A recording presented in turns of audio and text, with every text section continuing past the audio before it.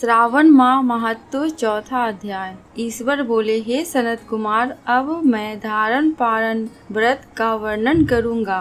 प्रतिपदा के दिन से प्रारंभ करके सर्वप्रथम पुण्याहवाचन कराना चाहिए। इसके बाद मेरी प्रसन्नता के लिए धारण पारण व्रत का संकल्प करना चाहिए। एक दिन धारण व्रत करे और दूसरे दिन पारण व्रत करे। धारण में उपवास तथा पारण में भोजन होता है।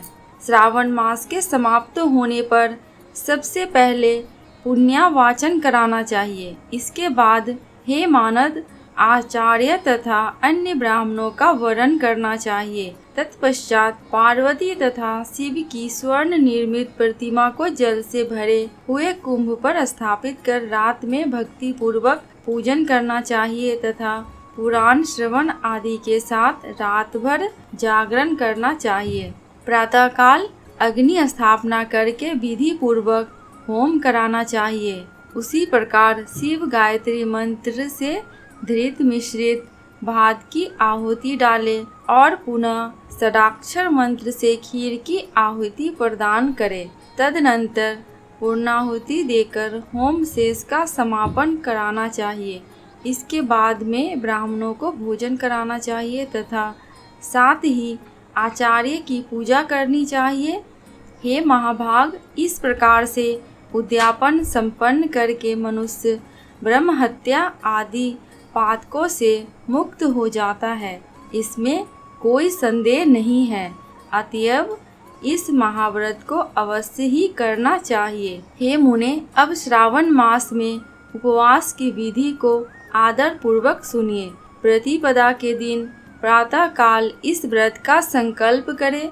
स्त्री हो या पुरुष, मन तथा इंद्रियों को नियंत्रित करके इस व्रत को करे। अमावस्या तिथि को लोक का कल्याण करने वाले वृष ध्वज शंकर की अर्चना पूजा षोडश उपचारों से करे।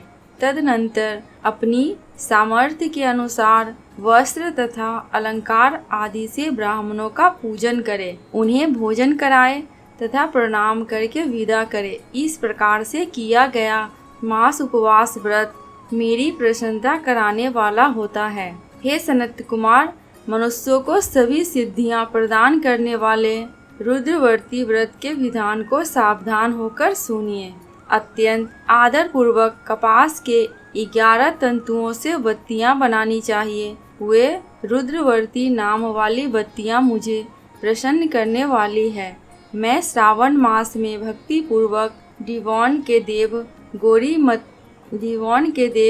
गौरीपति महादेव का इन 1 लक्ष संख्या वाली बत्तियों से नीराजन करूँगा। इस प्रकार श्रावण मास के प्रथम दिन विधि पूर्वक संकल्प करके महीने भर प्रतिदिन शिव जी का पूजन करके 1000 बत्तियों से नीराजन करे और अंतिम दिन 71,000 बत्तियों से नीराजन करे, अथवा प्रतिदिन 3000 बत्तियां आदर पूर्वक अर्पण करे और अंतिम दिन 13,000 बत्तियां समर्पित करे, अथवा एक ही दिन सभी 1,00,000 बत्तियों को मेरे समक्ष जलाए।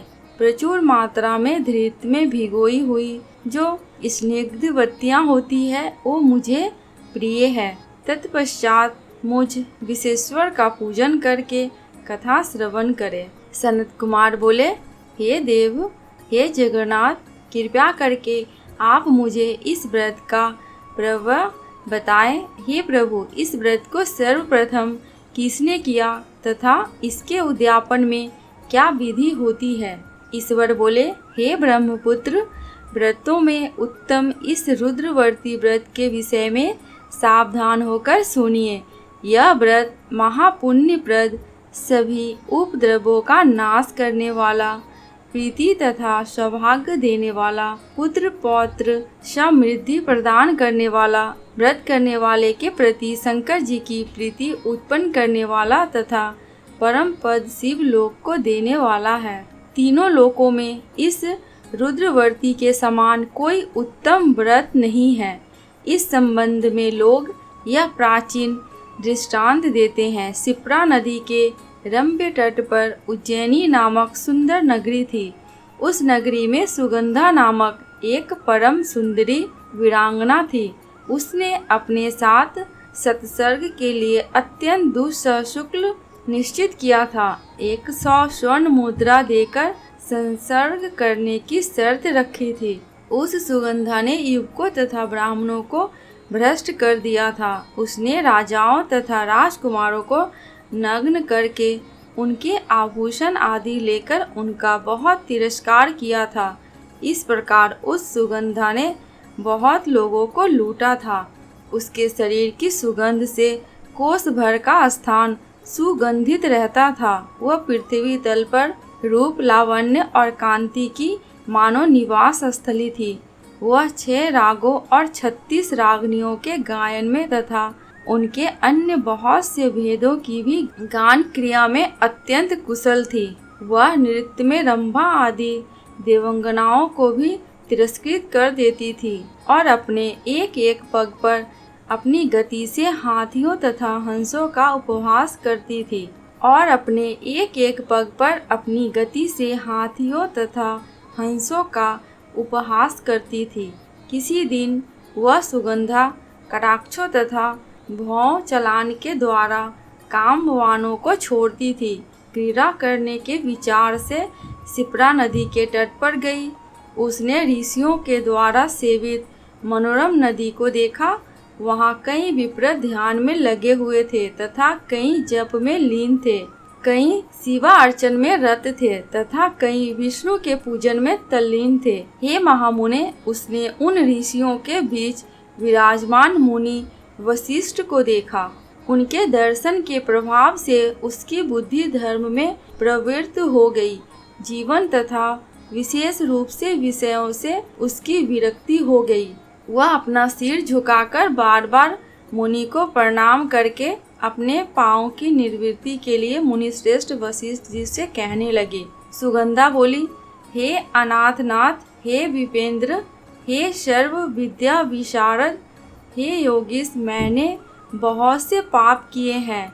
अतः हे प्रभु, उन समस्त पापों के नाश के लिए मुझे उपाय बताइए। ईश्वर बोले, हे सनत कुमार, उस सुगंधा के इस प्रकार कहने पर वे दीन वत्सल मुनि वशिष्ठ अपनी ज्ञान दृष्टि से उसके कर्मों को जानकर आदर पूर्वक कहने लगे।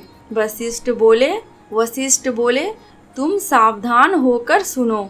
जिस पुण्य से तुम्हारे पाप का पूर्ण रूप से नाश हो जाएगा, वह सब मैं तुमसे अब कह रहा हूँ। हे भद्रे, तीनों लोकों में विख्यात वाराणसी में जाओ। वहाँ जाकर तीनों लोकों में दुर्लभ महान पुण्य देने वाले तथा शिव के लिए अत्यंत ही प्रीतिकर रुद्रवर्ती नामक व्रत को उस क्षेत्र में करो। हे भद्रे, इस व्रत को करके तुम परम गति प्राप्त करोगे। ईश्वर बोले, तब उसने अपना धन लेकर सेवक तथा मित्र सहित काशी में जाकर वशिष्ठ के द्वारा बताए गए विधान के अनुसार व्रत किया।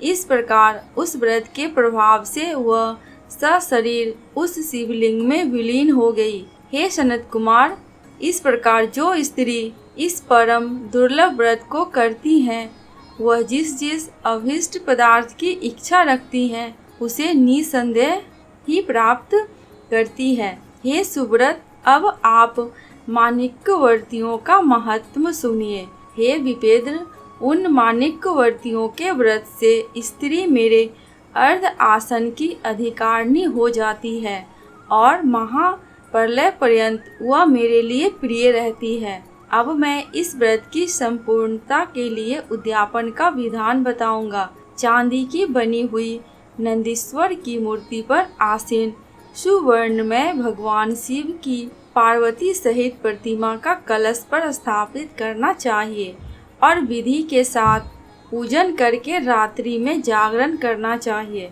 इसके बाद प्रातः काल नदी में निर्मल जल में विधि पूर्वक स्नान करके 11 ब्राह्मणों सहित आचार्य का वरण करना चाहिए। तत्पश्चात रुद्र सूक्त से अथवा गायत्री से अथवा मूल मंत्र से धृत खीर तथा बिल्व पत्रों का होम कराना चाहिए। इसके बाद पूर्णाहुति होम करके आचार्य आदि की विधिवत पूजा करनी चाहिए तथा सपत्नीक 11 उत्तम विप्रों को भोजन कराना चाहिए।